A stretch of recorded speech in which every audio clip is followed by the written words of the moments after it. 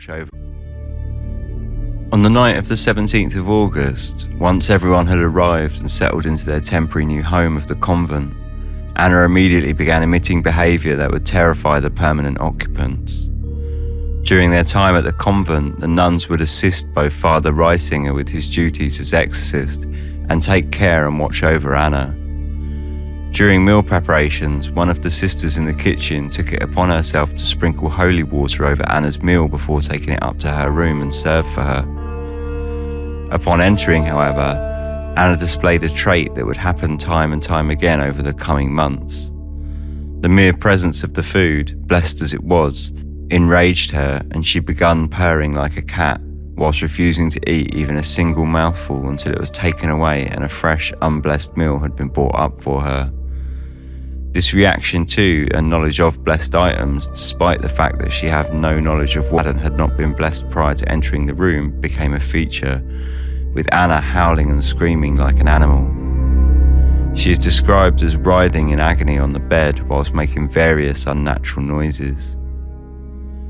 This ugly bellowing and howling took place every day, and at times it lasted for hours, wrote Vogel in Begone Satan.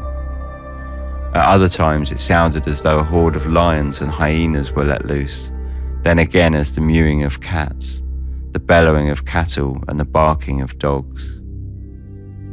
This consequently terrified the nuns who were assisting the exorcism and drove them to create a rotating schedule that allowed for each to work for only a short period before being able to rest and recuperate away from the screams. This also created a second problem, that of the local villagers of Earling, who day by day during the performances of the exorcism could hear the sounds echoing from inside the stone convent walls and gathered around, exchanging quiet whispers of what they believed was happening inside. On the morning of the 18th of August, the exorcism began. Father Reisinger almost immediately came to the conclusion that it would be a prolonged affair that would span several attempts, and this first episode lasted for 8 days until the 26th of August, opening as it meant to go on. On Father Reisinger's advice, the sister had tied the arms of Anna's dress to forgo her the use of her hands, intending to stop or inhibit Anna attacking any of those present during the exorcism. The priests, along with the pastor, attended Mass in the morning, and then after arming themselves with their various holy symbols, took off towards Anna's room to begin the exorcism. As soon as Reisinger began reciting the names of the Holy Trinity, Anna leapt from the bed, slipping through the hands of the sisters assisting the ritual, and she landed, as documented and witnessed by 3 priests and several nuns, atop of the door, sideways on the wall where she clung, spitting growls and murmurs. It took all present a moment to regain their composure before prying her down and lying her back on the bed, and further assistance could be called to help hold Anna to the bed frame so that she could not repeat the trick. Although Anna had not eaten well for weeks, and not at all during the days of the exorcism, she began to froth at the mouth, vomiting vast quantities of substances. At times this was described as a fluid, and at others as real physical objects such as tobacco leaves and spices. She had reportedly only taken a teaspoon of water and milk in the mornings of the exorcisms. However, during the rituals itself, was said to vomit up to 20 or 30 times a day. These bizarre expulsions at times described as quantities that were, humanly speaking, impossible to fit inside a normal being. Throughout it all, the room filled with a foul stench, and Anna remained comatose, her eyes and mouth closed, apparently completely unaware of any commotion or physical goings-on. In this comatose state, with her lips unmoved, she spoke in various languages, predominantly in Latin, German and English, whilst at other times she was described as communicating with the now familiar bestial growls and demonic murmurings. The evil spirits simply spoke in an audible manner from somewhere within her, it was written. Through these bursts of speech, Reisinger learned all manner of details concerning the demonic presences within Anna, and came to the conclusion that she was possessed by not only 1 demon, but 5, those of her father Jacob and his mistress Mina, now apparently residing in hell, along with Beelzebub, Judas, and Lucifer himself. Alongside the main five were scores of other lesser demons that would arrive in packs, screaming and growling atop of one another until they could be driven away by Reisinger's exorcisms. This process of battle, to and throwing, continued for 8 days until the group feared for Anna's life, as she became emaciated and pale. On the 26th of August, it was deemed necessary to break the proceedings and to commence anew after Anna and all present had been given time away to recuperate and renew their convictions for the further battles that lay ahead. It was only after the exorcism ceased that Anna would once again open her eyes and return to a normal waking state. The second exorcism began on the 13th of September, and this time lasted a further 7 days. This time the group were able to ascertain further details of the demons that possessed Anna, driving her to frenzy.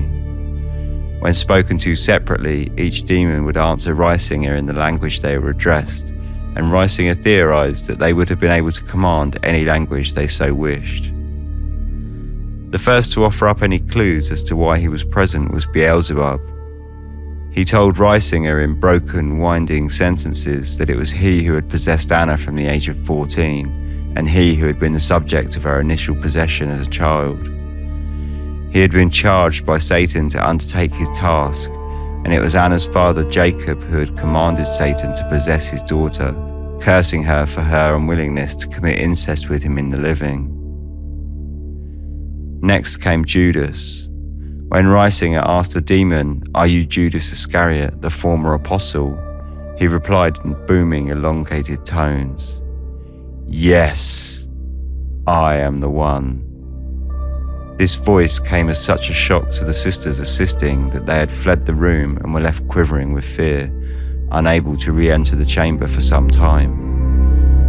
Judas went on to explain that it was his charge from Lucifer to torture Anna and drive her to suicide, to bring her to despair so that she will commit suicide and hang herself.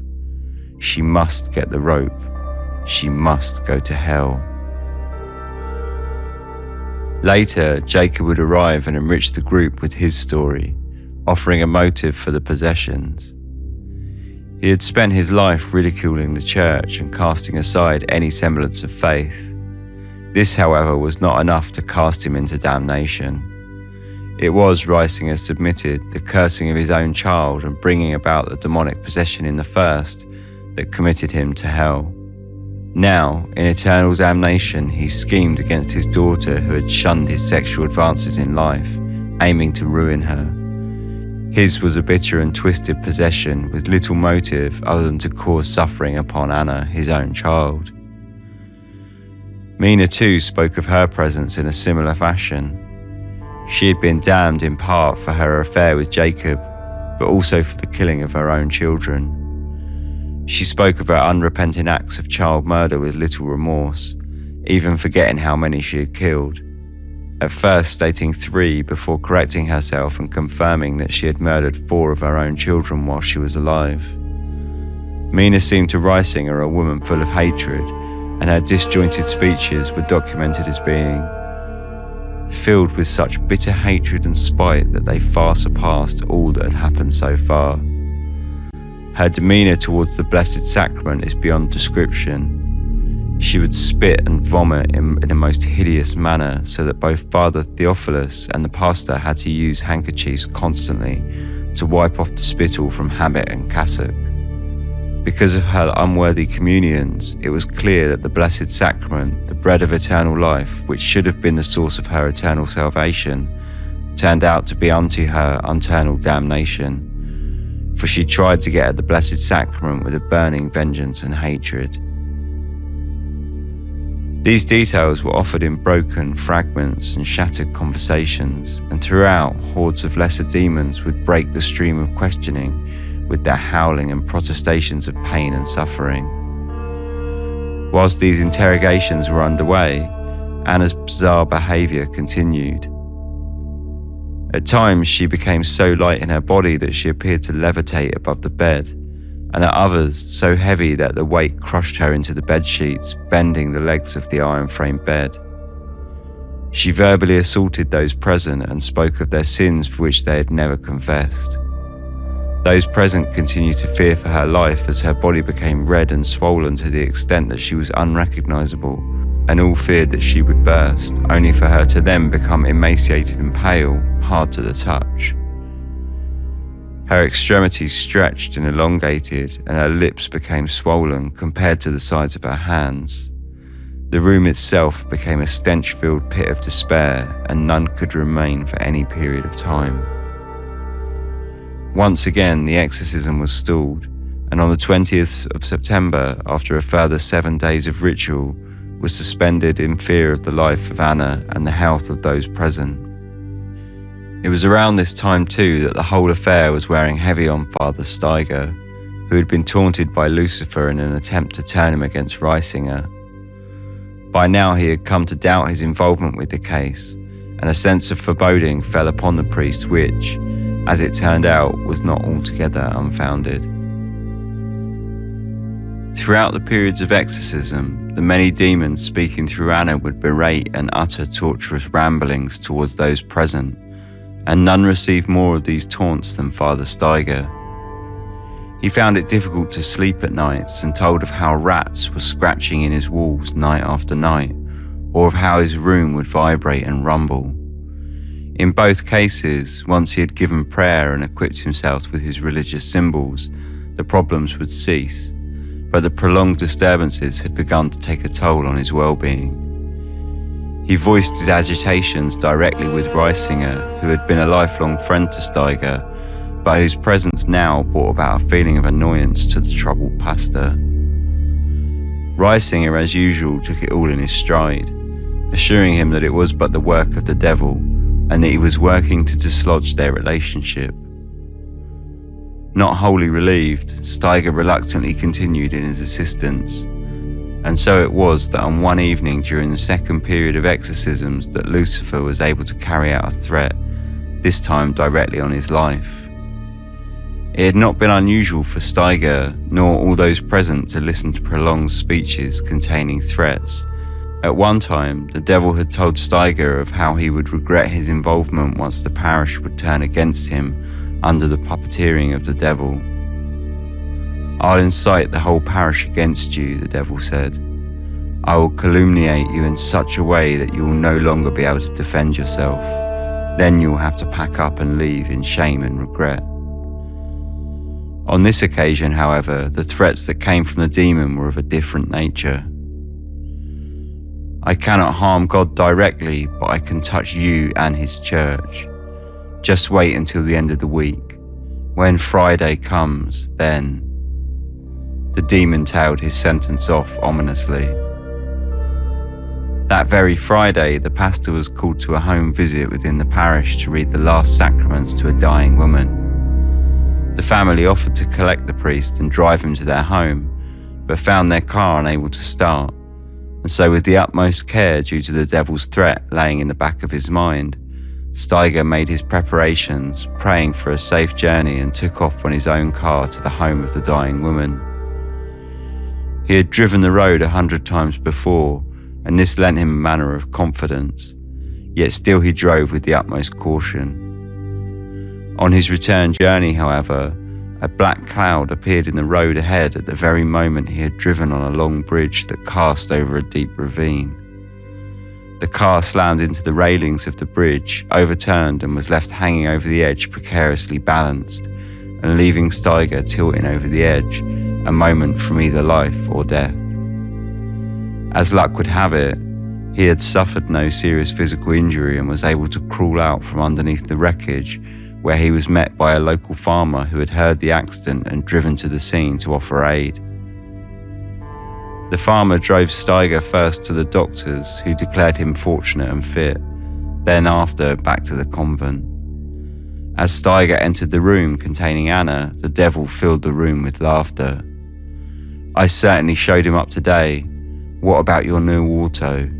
That dandy car which was smashed to smithereens? It serves you right."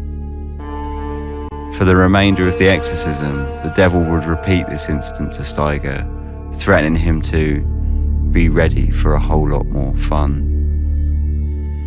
It was with such burdens and a heavy sense of thought that finally the third and final exorcism was to take place, this time driving all involved to the limits of their physical and mental condition.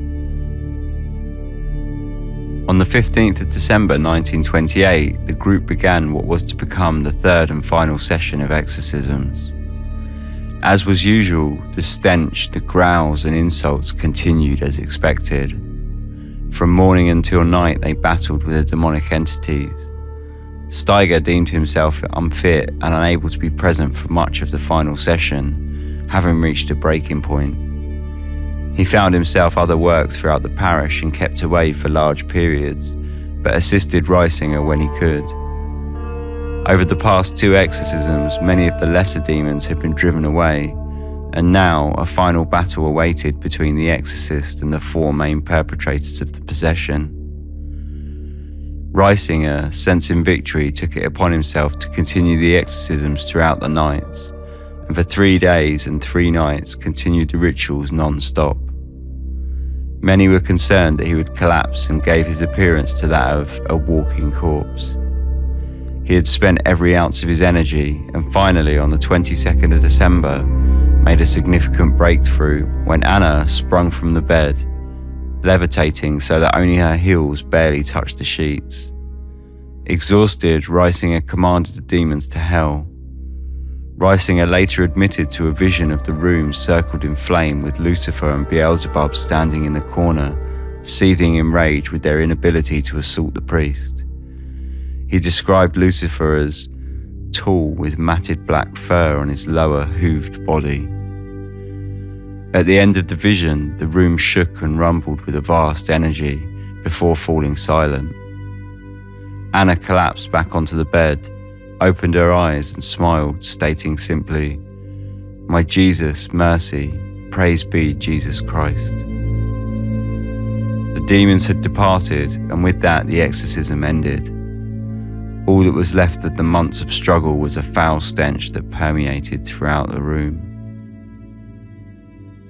Over the following months and years, Anna's life reportedly returned to normal. She continued practicing her faith with only a few small possessions, and none that she could not handle alone.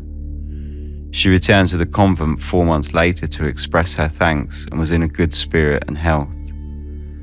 The convent itself fared less well, however, with every nun present during the time of the exorcism putting in for a transfer, unable to remain with the memories of what had gone on during those trying months of 1928. As a final word in the pamphlet, Teresa Vergara, housekeeper of Father Steiger, gave the following testimony. "I was a witness to almost the whole period of the exorcism of the Earling possession case, and I can truthfully say that the facts mentioned in Begone Satan are correct. Some of the scenes were even more frightful than described in the booklet. There is not the slightest doubt in my mind that the devils were present, and I will never forget the horrible scenes, vile, filthy and dirty, as long as I live." The descriptions and witness accounts of the exorcism of Anna Ecklund are at times bizarre and at others completely fantastical as far as any skeptical person might understand. Whether or not we believe them is a matter for each of us personally. However, it remains fascinating both in its ability to conceptualize an abstract aspect of faith and psychology, and in the sheer amount of international attention and scrutiny that the case garnered. Even 80 years on, her exorcism remains as a pivotal case and has influenced generations of fictional and popular media on the subject. As far as Anna Ecklund is concerned, after her ordeal, she appeared to have finally been able to cast aside her demonic possessions, and she vanished into history with only a few short lines of reassurance that for the rest of her life, she no longer suffered with demonic influence and seemingly lived out her days peacefully and able to embrace her Catholic faith. Reisinger continued his work as a priest in the Catholic Church, undertaking his more standard duties alongside exorcisms, until on the 9th of November 1941, when he passed away peacefully, aged 73. For Anna and many others whose lives have been affected by demonic intrusions, the words of Reisinger will ring long in their memories. Depart, ye fiends of hell, begone, Satan.